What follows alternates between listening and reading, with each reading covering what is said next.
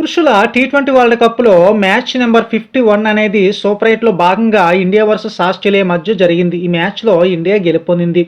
Australia toss గెలిచి fielding ఎంచుకుంది. Batting దిగినటువంటి టీమిండియా రోహిత్ శర్మ 41 బంతుల్లో 92 పరుగులు సూపర్ బ్యాటింగ్ చేశారు.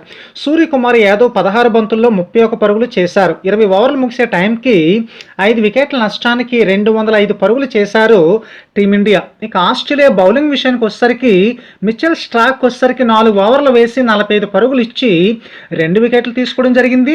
మార్కస్ టోయినిస్ వచ్చేసరికి 4 ఓవర్లు వేసి 56 పరుగులు ఇచ్చి 2 వికెట్లు తీసుకోవడం జరిగింది. తర్వాత బ్యాటింగ్కి దిగినటువంటి ఆస్ట్రేలియా ట్రావిస్ హెడ్ 43 బంతుల్లో 76 పరుగులు చేశారు.